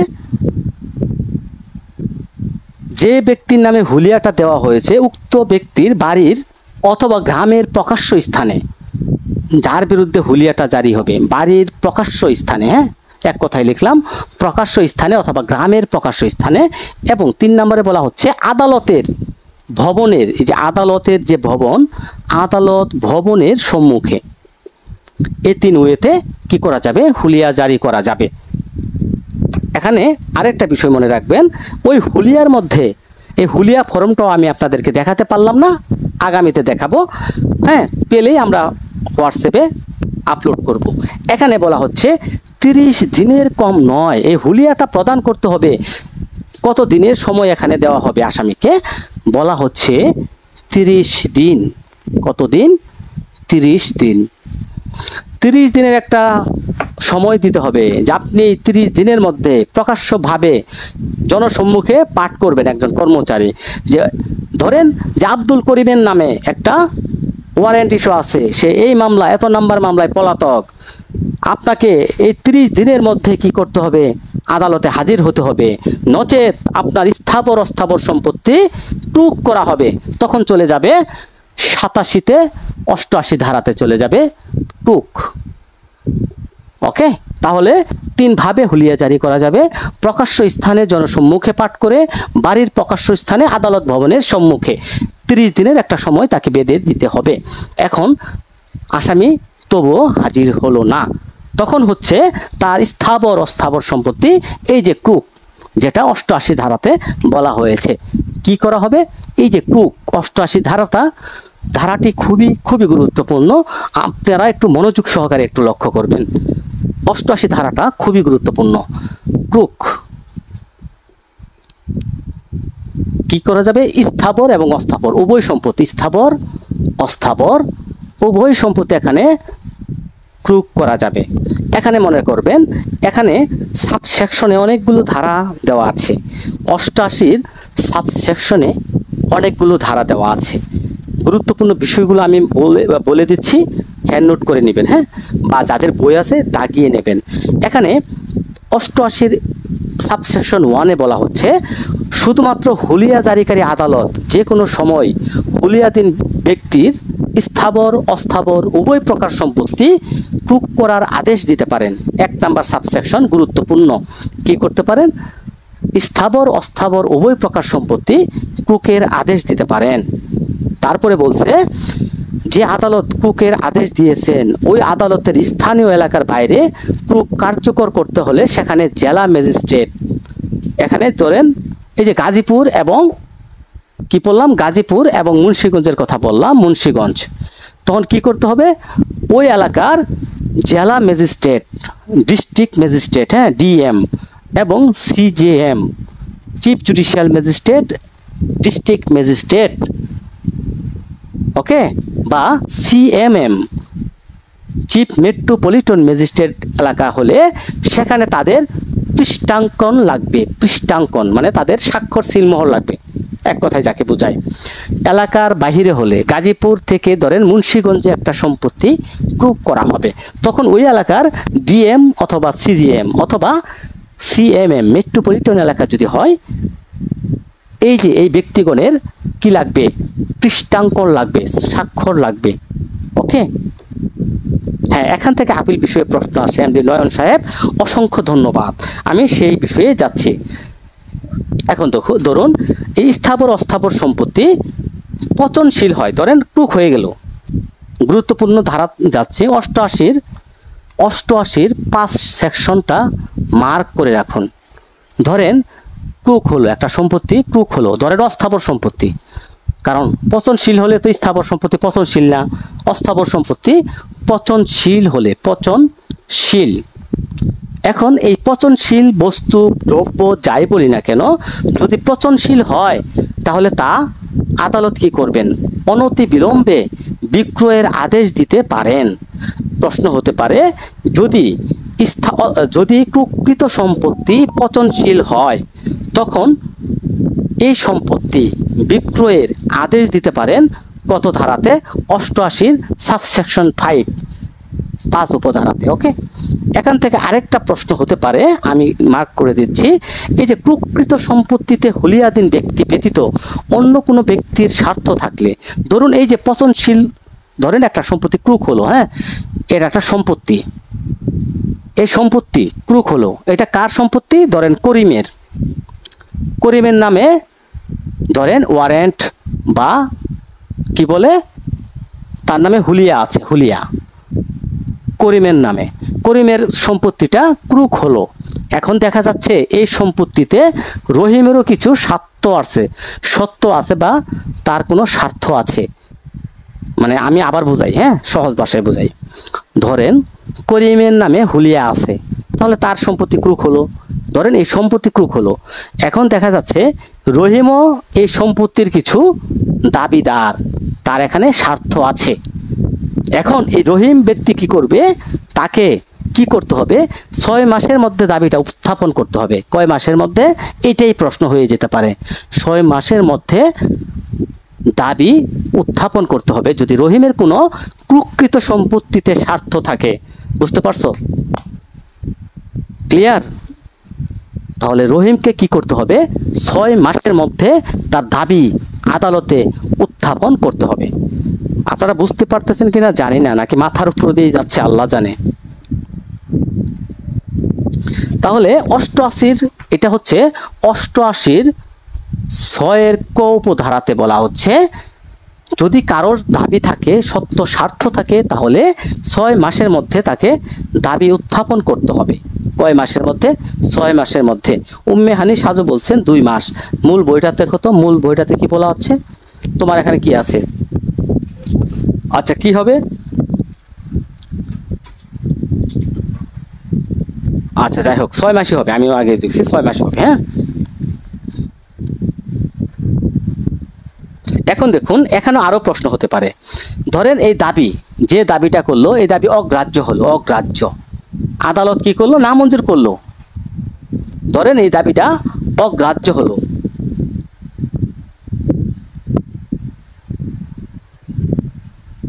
তখন 1 বছরের মধ্যে, খেয়াল করবেন, ধরেন এই দাবি আদালত অগ্রাহ্য করলো, তখন 1 বছরের মধ্যে রহিমকে কি করতে হবে, এই সম্পত্তি, এই যে সম্পত্তি কথা বলা হচ্ছে, তার সম্পত্তিতে, এই যে সম্পত্তিতে তার অধিকার আছে, 1 বছরের মধ্যে তার অধিকার প্রতিষ্ঠার জন্য মামলা করতে হবে।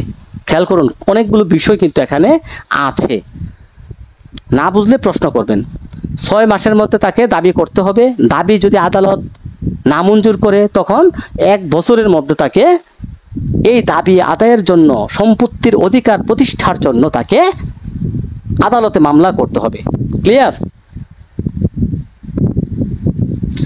এখন কোন আদালতে মামলা করবেন, যে আদালত ক্রুক করেছে ওই আদালতেই মামলা করতে হবে, যে আদালত ক্রুক করছে ওই আদালতেই মামলা করতে হবে। হ্যাঁ, ওকে, তখন আদালত তদন্ত করতে পারেন, ইত্যাদি ইত্যাদি অনেক কিছু বিষয় আছে। এখন দেখুন, এই যে করিম সাহেবের সম্পত্তি ক্রুক হলো, কার সম্পত্তি ক্রুক? প্রথমে দিলাম হুলিয়া আছে, ক্রুক করিমের নামে হুলিয়া আছে। এখন এই ক্রুক এই করিম সাহেব কি করতে পারেন জানেন?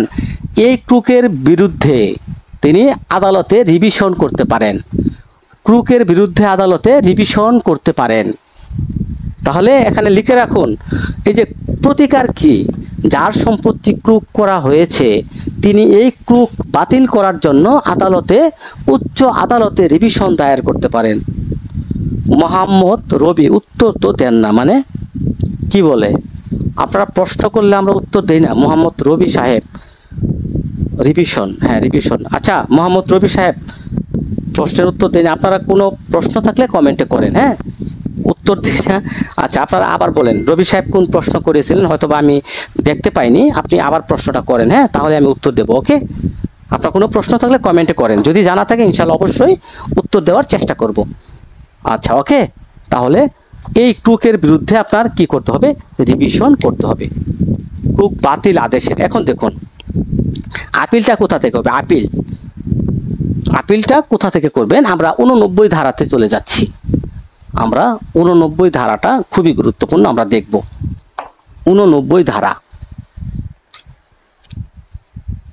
এখানে বলা হচ্ছে ক্রুকৃত সম্পত্তি প্রত্যর্পণ, কুকৃত সম্পত্তি প্রত্যর্পণের কথা বলা হচ্ছে, সম্পত্তি প্রত্যর্পণ।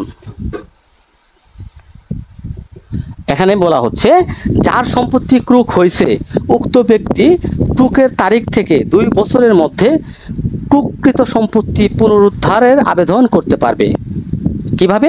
ধরেন এই যে করিম পলাতক, তার সম্পত্তি ক্রুক হলো, এটা ক্রুকৃত সম্পত্তি। এখন তাকে কি করতে হবে? 2 বছরের মধ্যে, টাইমগুলো খেয়াল রাখবেন, 2 বছরের মধ্যে আদালতে হাজির হয়ে ক্রুক প্রত্যাহার চাইতে পারবেন। তাকে কি প্রমাণ করতে হবে? তাকে প্রমাণ করতে হবে যে সে পলাতক ছিল না, সে পলাতক ছিল না। তাকে আদালতে যায় প্রমাণ করতে হবে সে পলাতক ছিল না, বা সে কোনো পরোয়ানা এড়িয়ে যায়নি, পরোয়ানা কি করছে? এড়িয়ে যায়নি, অথবা সে আত্মগোপনে ছিল না। এবং প্রমাণ করতে হবে সে নির্ধারিত তারিখের মধ্যে হুলিয়ার নোটিশও সে পায়নি। এই দুটো বিষয় প্রমাণ করতে হবে। অর্থাৎ আপনি যদি যার বিরুদ্ধে, যার সম্পত্তি ক্রুক, সে যদি আদালতে হাজির হয়ে বলে যে স্যার আমি তো পলাতক ছিলাম না, আমি আত্মগোপনেও ছিলাম না, আমি হুলিয়ার কোনো নোটিশ পাইনি, ওয়ারেন্ট পাইনি, তাহলে আমার সম্পত্তি কেন ক্রুক করা হলো? আমি হাজির আছি। তখন আদালত কি করবেন? তার ক্রুকের আদেশ বাতিল করবেন, হ্যাঁ, ক্রুক প্রত্যাহার করে দিতে পারবেন। এবং 2 বছরের মধ্যে কি করতে হবে? এখানে আবেদনটা করতে হবে। এবং আরো বলা হচ্ছে এই যে আবেদনটা আপনি 2 বছরের মধ্যে করলেন, এই আবেদন যদি না মঞ্জুর করে তখন এর বিরুদ্ধে প্রতিকার হচ্ছে আপিল দায়ের করতে পারবেন, আপিল দায়ের করতে পারবেন। দেখা যাচ্ছে কি এখানে? এটুকু দেখা যাচ্ছে? নেট প্রবলেম, আমার এখানে নেট প্রবলেম দেখাচ্ছে কেন? প্রিয় আইনের শিক্ষার্থীবৃন্দ, বুঝতে পেরেছেন? এই যে ক্রুক হলো 89 ধারার মূল বিষয়বস্তু হচ্ছে যার সম্পত্তিটা ক্রুক হবে তাকে আদালতে হাজির হয়ে ক্রুকটা, এই যে ক্রুকের সম্পত্তি, ক্রুকটা প্রত্যাহার চাইতে পারে।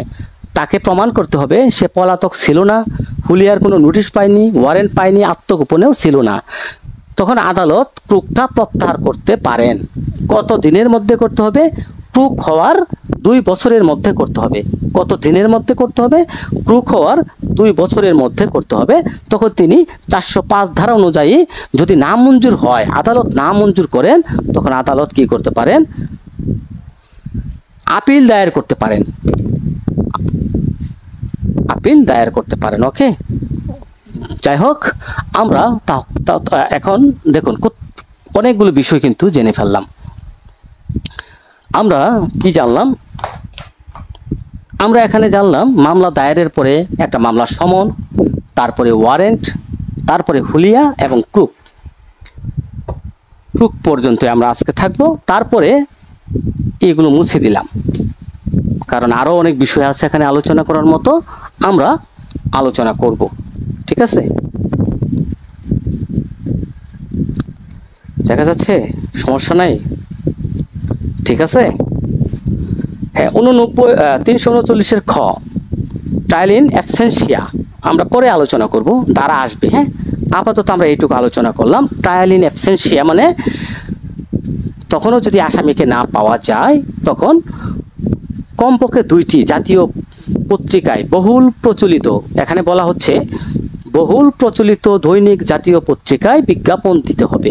এটা হচ্ছে ট্রায়াল ইন অ্যাবসেন্সিয়া, পিএনডি যাকে বলা হয়। ওকে, ওটা পরে আমরা যে বিষয়ে আলোচনা হলো 10টি প্রশ্ন করেন স্যার, 10টি প্রশ্ন করেন স্যার। হ্যাঁ, প্রশ্নটা হবেই, পরীক্ষায় আপনাদের প্রশ্ন করা হবে। আজকে বেশি প্রশ্ন করব না, কারণ অনেকগুলো বিষয় আমাদের এখানে জানার আছে। এখন আমরা চলে যাব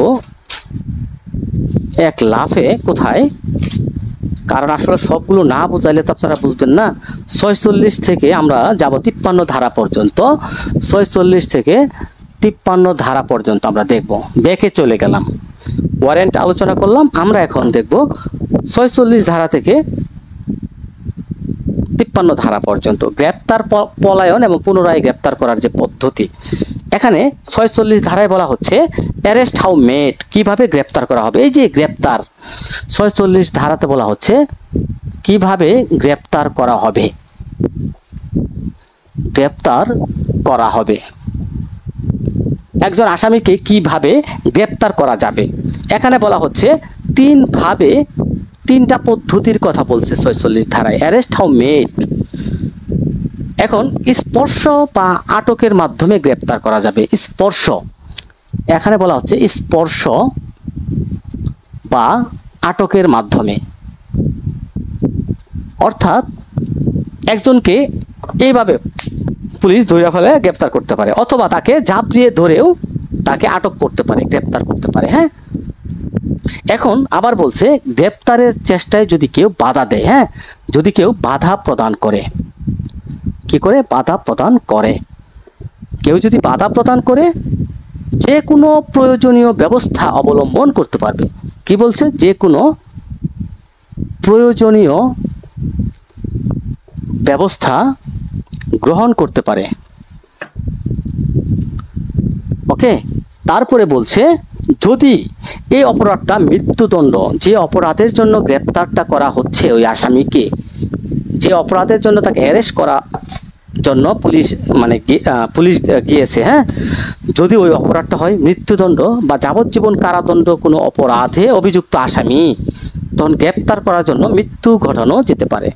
তাহলে কি বলা হচ্ছে, যদি হয় যাবজ্জীবন কারাদণ্ড প্রাপ্ত আসামি, অথবা কারাদণ্ড মানে যে অপরাধটা সেটা শাস্তি যদি হয় যাবজ্জীবন কারাদণ্ড অথবা মৃত্যুদণ্ড, তখন কি করা যেতে পারে, বলছে আসামিকে গ্রেপ্তার করার জন্য মৃত্যু পর্যন্ত ঘটানো যেতে পারে।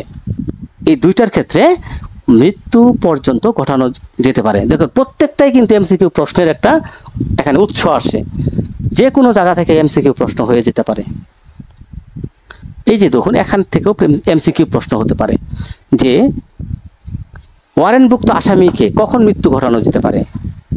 উত্তর হচ্ছে যদি সে যাবজ্জীবন বা মৃত্যুদণ্ড প্রাপ্ত কোনো অপরাধে অভিযুক্ত হয়, তখন তাকে মৃত্যু পর্যন্ত ঘটানো যেতে পারে।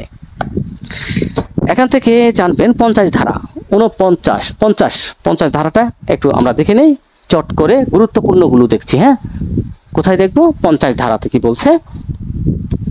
50 ধারাতে বলছে প্রয়োজনের অতিরিক্ত বাধা দেওয়া যাবে না, প্রয়োজনের অতিরিক্ত বাধা দেওয়া যাবে না। কি দেওয়া যাবে না, বাধা দেওয়া যাবে না, প্রয়োজনের অতিরিক্ত বাধা দেওয়া যাবে না। এখন দেখা যাচ্ছে একজন আসামিকে ধরলো, বাস হয়ে গেল, সে আত্মসমর্পণ করে পুলিশের সাথে আসতেছে। এখন কি করলো, দইরা ফালায়া পিছনে লাইথায় তাকে নিয়ে আসতেছে, এরকম করা যাবে না। সেটাই বলছে প্রয়োজনের অতিরিক্ত বাধা দেওয়া যাবে না, নো আননেসেসারি রেস্ট্রেন্ট। হ্যাঁ, যতটুকু প্রতিরোধের প্রয়োজন ততটুকুই বল প্রয়োগ করতে হবে। তারপরে গ্রেপ্তারকৃত ব্যক্তির দেহ তল্লাশি করা যাবে 51 ধারায়। এই যে দেহ তল্লাশি, মনে রাখবেন দেহ তল্লাশি কাকে, যাকে গ্রেপ্তার করা হলো তাকে দেহ তল্লাশি করা যাবে।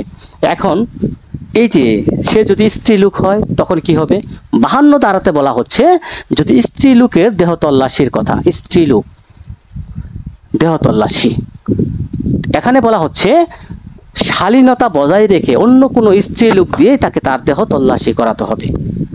ঠিক আছে, কোনো নারীর দেহ তল্লাশির প্রয়োজন হলে অন্য কোনো নারী দ্বারা তার শালীনতা কঠোরভাবে বজায় রেখে তল্লাশি করতে হবে। প্রশ্ন হতে পারে স্ত্রী লোকের দেহ তল্লাশি ফৌজদারি কার্যবিধির কত ধারার বিধান? 52 ধারার বিধান। 53 ধারাটা মনে রাখতে পারেন, অস্ত্র জব্দ করা, অস্ত্র জব্দ করার ক্ষমতা 53 ধারা। ফৌজদারি কার্যবিধির 53 ধারাতে বলা হচ্ছে অস্ত্র জব্দ করার বিধান। প্রিয় আইনের শিক্ষার্থীবৃন্দ, আসলে অনেকগুলো বিষয় আসলে ওইভাবে আলোচনা না করলেও হয় না, সময় অনেক চলে যাচ্ছে, আজকে মনে হয় না আর বেশি, 1 ঘন্টা 20 মিনিট। যাই হোক, আপনারা যে ধারাটুকু আলোচনা করলাম, সমন, ওয়ারেন্ট, হুলিয়া, ক্রুক, এবং কি আলোচনা করলাম, কিভাবে অ্যারেস্ট করা যাবে, গ্রেপ্তার, পলায়ন এবং পলায়নের পরে গ্রেপ্তার। আজকে আর যাব না, এই পর্যন্ত থাকবে। তারপরে বাকিটুকু কাল থেকে আবার শুরু করা হবে, বাকি আগামী কালকে আলোচনা করা হবে। 54 ধারা থেকে আমরা আলোচনা করব উইথাউট ওয়ারেন্ট অ্যারেস্ট, এই যে উইথাউট ওয়ারেন্ট, 54 ধারা থেকে আমরা আলোচনা করব 74 ধারা পর্যন্ত। তারপরে আলোচনা করব 90 ধারা থেকে প্লাস যতটুকু যাওয়া যায়। আমরা 54 থেকে 74 ধারা পর্যন্ত আমরা এখানে 74 হবে না, সরি 74 হবে না তো, 68 তো আলোচনা করলাম, 66 ধারা, 54 থেকে 66 ধারা, এবং আলোচনা করা হবে 90 প্লাস থেকে। কারণ মাঝখান থেকে আলোচনা করার পরে এখানে কেন আসলাম, প্রশ্ন হতে পারে স্যার এইভাবে কেন আসলেন, এখানেও কিন্তু আছে। সমনের ওয়ারেন্ট আলোচনা করতে গেলে কিন্তু আপনার সমন আলোচনা করতে হবে, তাই আমরা প্রথমে সমন, তারপরে ওয়ারেন্ট, তারপরে হুলিয়া, তারপরে ক্রুক।